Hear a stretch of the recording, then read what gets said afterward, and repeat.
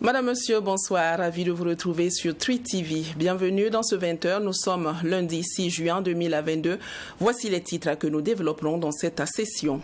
Le gouvernement burkinabé est désormais habilité à prendre des mesures dans le cadre des suggestions liées aux nécessités de défense nationale. Le projet de loi, bien qu'adopté ce 6 juin par l'Assemblée législative de transition, suscite néanmoins des réserves auprès de certains députés. Hajj 2022, le ministère en charge des affaires religieuses et coutumières a fait le point des préparatifs à 3 semaines du voyage saint.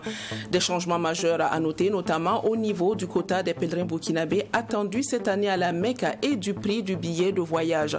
Le nombre de voyageurs a été revu à la baisse. Quant au prix du billet, il connaît une hausse. Sommet extraordinaire de la CEDEAO à Accra, aucune décision est mise à l'encontre du Burkina Faso, du Mali ou de la Guinée. Face à cette absence de décision, les chefs d'État et de gouvernement ont opté pour un nouveau sommet le 3 juillet prochain. Les députés de l'Assemblée législative de transition ont adopté ce lundi 6 juin la loi portant habilitation du gouvernement à prendre des décisions dans le cadre des suggestions liées aux nécessités de la défense nationale. Si certains députés sont réticents parce que craignant des abus dans la prise de mesures, le ministre de la Justice et des Droits humains, quant à lui, se veut rassurant. Cette loi vise à permettre au gouvernement de lutter plus efficacement contre le terrorisme. Maxime Jean-Eudes Bambara pour le compte rendu. C'est presque à l'unanimité des 65 votants du jour que les députés de l'Assemblée législative de transition ont donné quitus au gouvernement de prendre des mesures dans le cadre des suggestions liées aux nécessités de la défense nationale à travers l'adoption de la loi d'habilitation. Si du côté des organisations professionnelles des médias, l'on s'inquiète du contenu de cette loi et l'on s'interroge sur sa plus-value, le ministre de la Justice, Barthélémy Kéré, face aux députés, explique. Il n'y a aucune cachette. Il n'y a aucune manipulation qui est envisagée dans le cadre de cette affaire. C'est vraiment les nécessités de la défense nationale. C'est vraiment tenir compte de la situation des menaces que nous avons sur le terrain. C'est la nécessité de répondre à la question de la protection de la population civile. C'est simplement pour ça que nous avons effectivement demandé cette loi d'habilitation. Pendant longtemps, on est assis, ils viennent, ils nous tapent. Si vous avez constaté, maintenant c'est devenu systématique, c'est nous qui allons au front. C'est nous qui développons les opérations et qui allons à leur compte. Alors, il faut qu'on ait les moyens de pouvoir le faire. La principale inquiétude soulevée est celle relative aux droits humains et à la liberté d'expression. Si certains craignent des abus, notamment la prise de mesures liberticides à la longue par le gouvernement, pour le ministre de la Justice et des Droits humains, toutes les ordonnances qui seront prises dans le cadre de cette loi seront soumises à l'Assemblée législative de transition pour ratification. Quand on me parle de droits et libertés, etc., moi je pense que c'est anticipé. Quand on me dit liberté de la presse, etc., je ne comprends pas de quoi on parle. Pour l'instant, on demande un cadre, une habilitation, l'autorisation de pouvoir intervenir donc, dans des matières qui relèvent normalement du domaine de la loi. C'est lorsque les ordonnances seront prises que maintenant on aura effectivement un certain nombre de dispositions. Pour le moment, vraiment, on ne parle pas de cela. Pour le ministre Barthélémy Kéré, il ne s'agit donc pas d'un chèque en blanc qui est donné au gouvernement. Et la durée d'une année demandée répond à un besoin de planification d'un certain nombre d'opérations sur le terrain. Le gouvernement a demandé le cadre pour une durée d'1 an sur la base de l'analyse de la situation sécuritaire du pays. Et le gouvernement analyse sur la base de cette année-là, les différents processus et les dispositifs qu'il envisage de prendre par rapport à telle région, par rapport à telle situation concrète précise. Dans cette analyse, le gouvernement a défini le cadre pour une année. Contrairement à ce que pensent certains députés, il ne s'agit pas, selon le ministre Barthélémy Kéré, de tenir l'Assemblée législative de transition dans de la suggestion à travers ce projet de loi, mais plutôt de donner des coups de franche au gouvernement de pouvoir intervenir immédiatement sur le terrain en fonction de l'état d'une menace. Le ministère en charge des affaires religieuses et coutumières a procédé ce lundi au lancement officiel du pèlerinage à la Mecque prévu du 5 au 12 juillet prochain. À environ 3 semaines de cette date, le comité d'organisation a fait le point des préparatifs aux hommes de médias. Le quota des pèlerins burkinabés cette année est de 3686. Il a été indiqué que ceux inscrits en 2019 sont prioritaires. Autre information capitale, c'est le montant du prix du billet du Hajj qui passe à 3 047 000 francs CFA. Serge Kabouri. Après 2 années d'interruption en raison de la pandémie à coronavirus, les portes des lieux saints de la Oumra en Arabie Saoudite s'ouvrent au monde musulman du 5 au 12 juillet prochain. Avec une signature de convention du Hajj 2022 entre le Burkina Faso et le Royaume d'Arabie Saoudite, les choses se précisent désormais en termes d'organisation pratique. Du contenu de la convention, on retient, premièrement, la confirmation du quota de 3686 pèlerins, l'institution du paiement des visas Hajj à hauteur de 300 rials, soit 54 000 francs CFA par pèlerin, l'institution d'une assurance de 109,25 rials, soit 19 665 francs CFA par pèlerin en paiement unique. Enfin, l'augmentation des prestations de services de base. Ce sont donc là diverses évolutions qui sont intervenues au niveau de l'Arabie Saoudite et dont la conséquence directe est l'augmentation du coût du Hajj qui désormais passe à 3 047 000 francs CFA. Une augmentation qui s'explique par 2 facteurs essentiels selon le secrétaire permanent des pèlerinages. C'est l'augmentation de la TVA au niveau de l'Arabie Saoudite qui passe de 5 à 15%. Donc tout naturellement, ça ne peut pas ne pas jouer sur les coûts. Il y a également l'effet de la guerre Russie-Ukraine. Bon, je crois que là, c'est un effet que nous vivons tous ici et au quotidien, donc on comprend aussi que c'est ainsi. Avec un quota qui passe de 8 000 à 3 686 pèlerins, le Burkina Faso entend donner la priorité aux pèlerins inscrits depuis 2019 et qui n'ont pas pu accomplir le pèlerinage à la Mecque. Les agents se sont entendus sur la question, alors de sorte que la priorité revienne et que ceux qui vont s'inscrire maintenant cette année, même si ils ne sont pas prioritaires, on verra effectivement comment s'arranger pour que, en tout cas, les gens puissent donc y aller. Du côté des agences de voyage, la situation n'est guère reluisante avec ce quota de pèlerins revu aujourd'hui à la baisse. Depuis le corona qui a commencé, nous-mêmes on entend les corona. Mais l'État là nous a rien, même 1 gramme. L'État ne nous a pas aidé dans le corona. Et on continue à payer l'impôt, on paye tout. Nous allons voir les gens qui ont inscrit 2019 là. C'est dans ces sens-là que nous allons enlever seulement pour partir avec. Ce qu'on peut rassurer seulement, tous les pèlerins qui inscrits 2022 là ne peuvent pas partir. Et puis celui qui veut partir l'année prochaine, s'il n'a pas inscrit dans le 2022 là, même s'il attend l'année prochaine pour écrire, il ne peut pas partir. Parce que maintenant, le pèlerin est devenu un truc embouteillage. Le pèlerinage à la Mecque se tiendra pour cette année 2022 du 5 au 12 juillet prochain. Le départ des pèlerins burkinabés est prévu du 21 au 29 juin et le retour est fixé pour la semaine du 19 au 28 juillet 2022. Atténuer les effets causés par le Covid-19, ceux du changement climatique et les conséquences des conflits, tels sont les nouveaux défis du G5 Sahel pour ces pays membres, plus le Sénégal.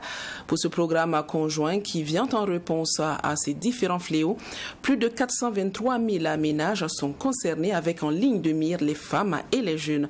Et justement, pour réussir ce ciblage, un atelier est effectif à Ouagadougou du 6 au 8 juin. Les participants venus du Tchad, du Niger, du Mali, de la Mauritanie, du Sénégal et du Burkina Faso, bien entendu, ont donc 3 jours pour définir une stratégie commune de ciblage. Michael Tougri.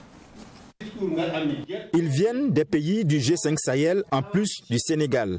Ces participants à l'atelier régional de Ouagadougou sur la stratégie de ciblage, de phasage et d'articulation pour une réponse aux défis du Covid-19, des conflits et du changement climatique est porté par le G5 Sahel. Objectif de ce projet, consolider les moyens de subsistance des petits producteurs, en particulier les femmes et les jeunes, dans les zones transfrontalières des 6 pays qui bénéficient du projet. À cet atelier, les participants vont s'accorder sur la méthodologie de travail, notamment la question du ciblage, étape très importante dans la mise en œuvre du projet.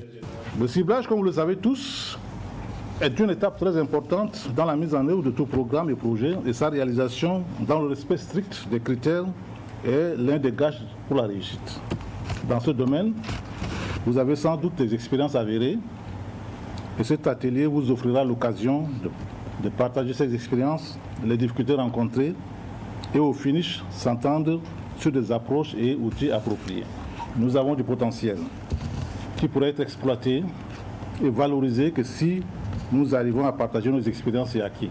Lancé en 2021, le programme conjoint Sahel en réponse aux défis Covid-19, conflits et changements climatiques devra toucher plus de 423 000 ménages ruraux, dont 50% des femmes et 40% des jeunes s'inscrits dans l'axe résilience et développement humain du G5 Sahel à travers son programme d'investissement prioritaire.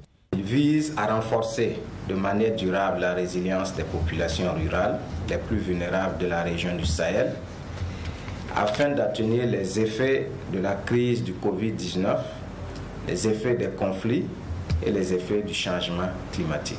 Le ciblage devrait se faire dans 3 domaines, dans 3 dimensions: géographique, sociale et économique, dans chacun des pays selon une approche harmonisée.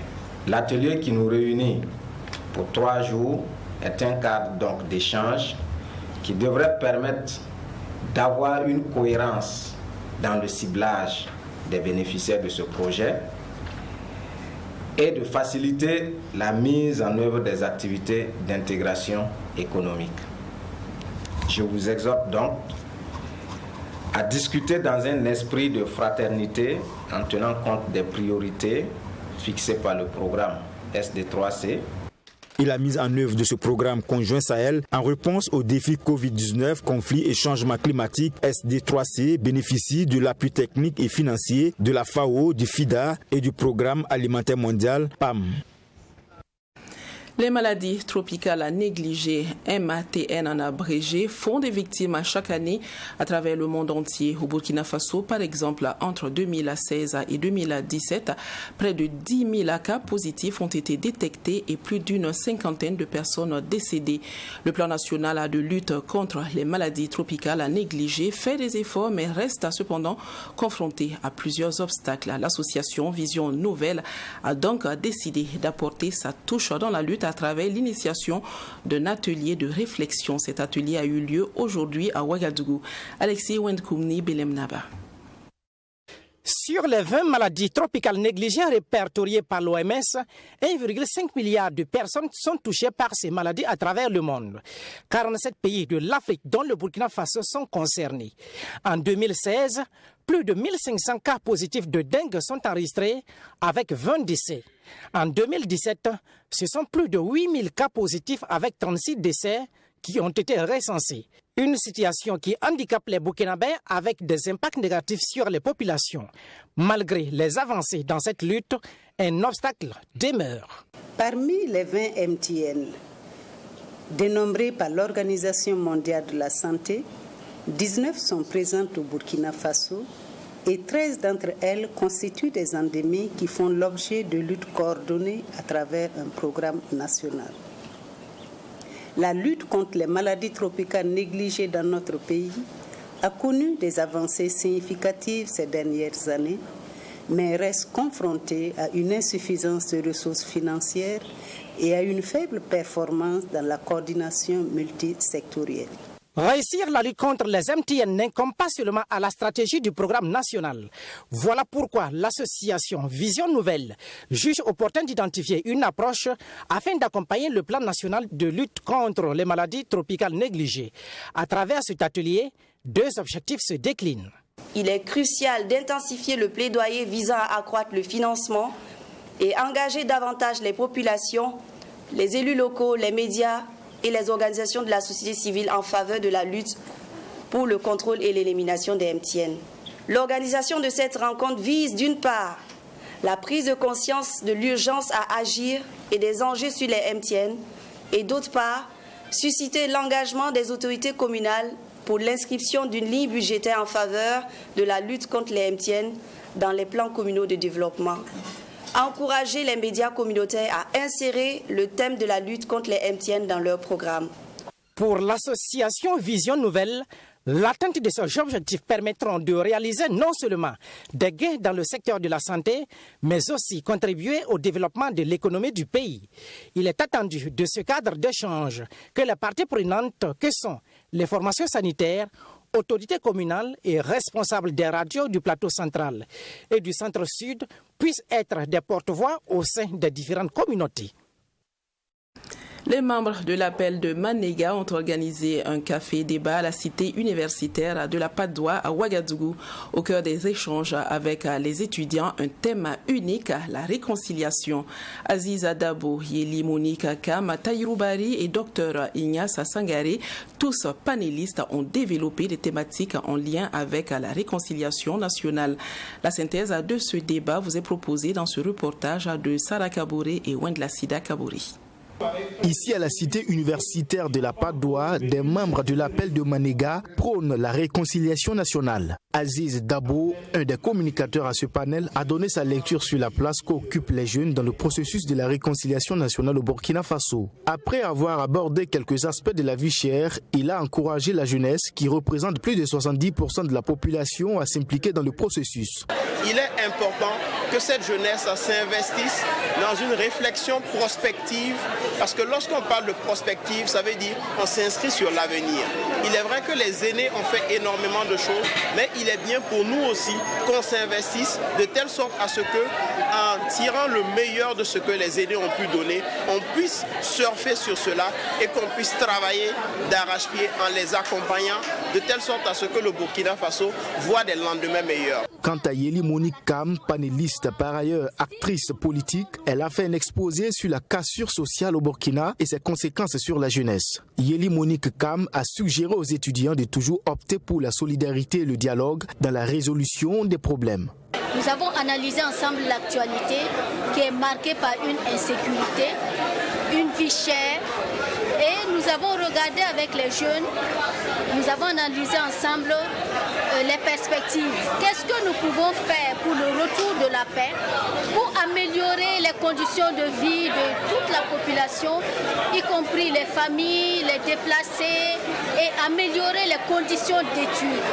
Donc nous avons encouragé les jeunes à plus de civisme, à cultiver des valeurs de solidarité, de fraternité, confiance en eux et confiance aux aînés qui travaillent à trouver des réponses efficaces pour le retour de la paix et pour l'amélioration des conditions de vie. Pour Lukman Sawadgo, membre de l'appel de Manega et modérateur de ce débat, la réconciliation pourrait être une solution à plusieurs maux dont souffre le Burkina Faso. Aujourd'hui, on a beaucoup fait d'activités, on a beaucoup travaillé avec les autres couches, les professionnels, etc. Maintenant, il est question d'apporter un message. Et nous savons que la jeunesse, par son nombre, par son dynamisme, est un vecteur important, est un acteur important. Donc il fallait lui apporter ce message en lui permettant de mieux comprendre la question de réconciliation. Un message qui n'est pas tombé dans l'oreille d'un sourd. Nous sortons aujourd'hui avec une connaissance approfondie de la question de la réconciliation nationale, car les différents intervenants se sont succédés et tous nous ont fait comprendre que la réconciliation nationale est une affaire de tous, que tout le monde doit s'impliquer à son niveau pour que la réconciliation soit une réalité au Burkina Faso. Les deux autres panélistes, Tahirou Bari, ancien candidat à la présidentielle de 2020, et Dr Ignace Sangare, enseignant à l'université de Ouagadougou, sont également unanimes que la réconciliation doit se faire à une condition. Elle doit nécessairement passer par la case justice et vérité. Hier, 5 juin, a été célébrée la journée mondiale de l'environnement. Dans la commune rurale de Saba, l'association Yolgomde s'est particulièrement sentie interpellée par cette journée, elle dont le nom signifie propreté. Pour marquer ces 24 heures, l'association a initié une journée de salubrité en procédant au nettoyage du marché de Sigiyar à Borgo, dans la même commune rurale. Michael Tougri et Wendla Sida Kabouri. Chaque 5 juin est célébrée la journée mondiale de l'environnement. À la tête de son association Yolgomde, il prit d'assaut le marché Sigiyar dans la commune de Saba. Munis de balais, de râteaux, les membres de cette association avec à leur côté des commerçants du marché ont procédé à une opération de salubrité. L'ambassadeur de l'hygiène et de l'assainissement Saba Bassamiam Tigré veut redonner un visage plus propre à Sigiyar. Il y a association Les ordures que vous avez vues, c'est les membres de l'association Yolgomde et les commerçants qui se sont associés pour ramasser. Aujourd'hui, c'est la journée mondiale de l'environnement. C'est à cause de ça, nous, association, on a décidé de nettoyer le marché parce que c'est la journée de l'environnement.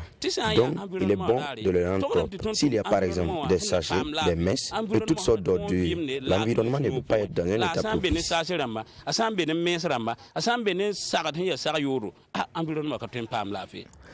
Une action de salubrité appréciée par les premiers responsables de la commune de Saba.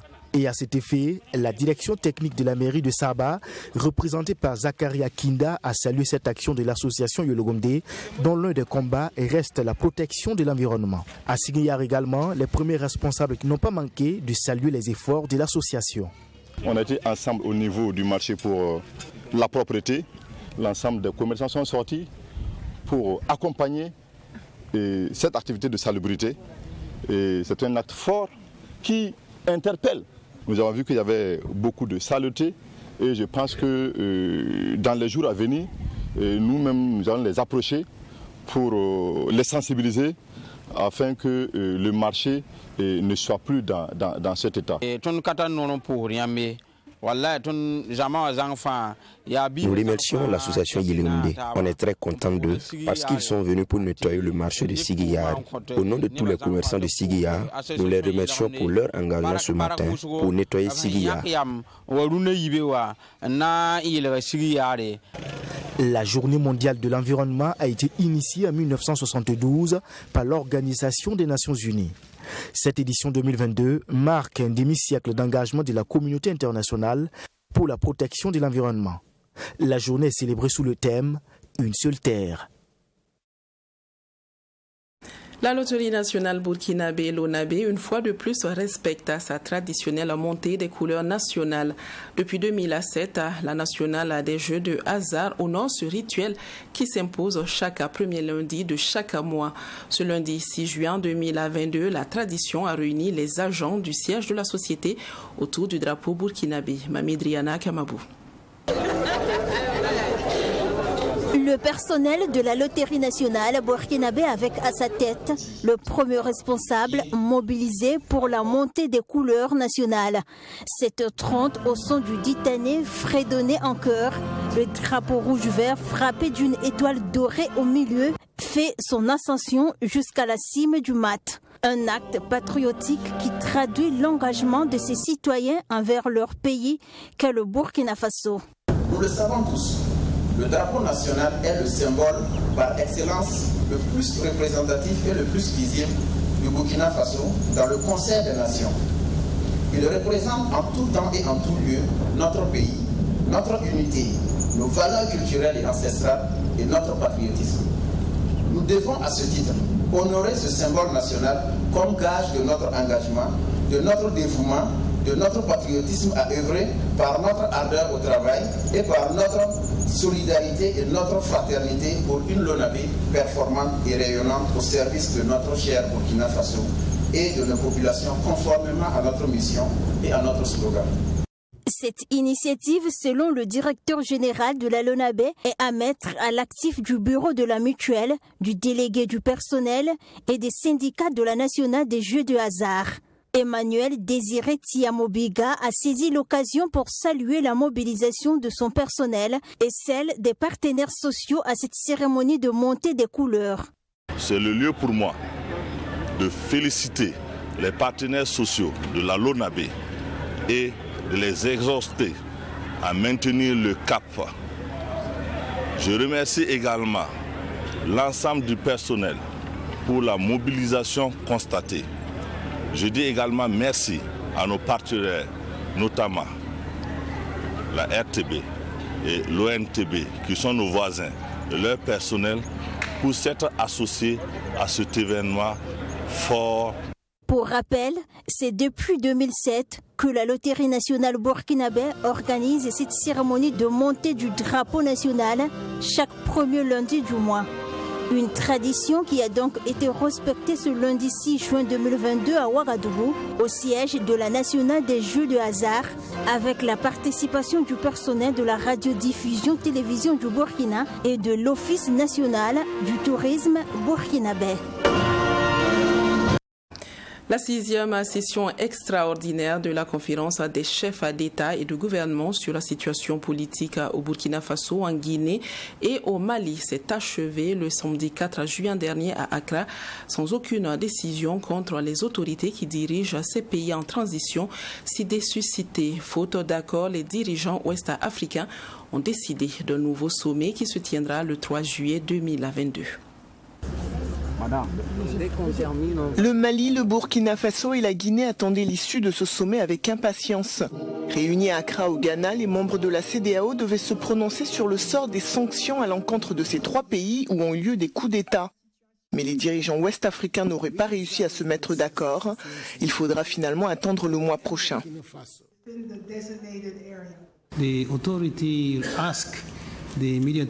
La CEDEAO a demandé aux médiateurs de finaliser la négociation, la discussion avec les autorités maliennes qui permettra la levée progressive des sanctions économiques et financières qui ont été imposées.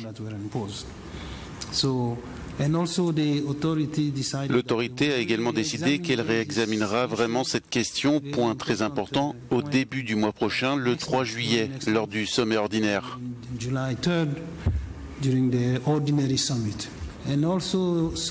Et aussi, la CEDEAO a noté que malgré l'effort des forces de sécurité militaires maliennes, qui ont fait beaucoup d'actions pour gagner du terrain,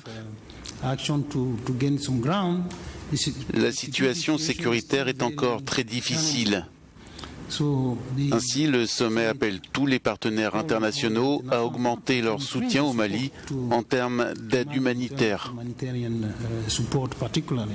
Ce prochain sommet évaluera la situation dans les trois pays, surtout au Burkina Faso où les attaques djihadistes se succèdent. La CEDEAO avait fixé un ultimatum aux militaires en place, mais ces derniers entendent rester au pouvoir 3 ans. Au Burkina Faso, les membres de la CEDEAO devront poursuivre les discussions pour trouver une solution selon un calendrier acceptable. Ils réexamineront la question lors de la prochaine réunion début juillet. Ils ont également décidé de nommer comme médiateur l'ancien président Mahamadou Issoufou, ancien président du Niger, pour travailler comme médiateur dans le cas du Burkina Faso. Pour l'heure, seul le Mali est sous le coup de sanctions. Le Burkina Faso et la Guinée ne sont que suspendus des organes de la CEDEAO.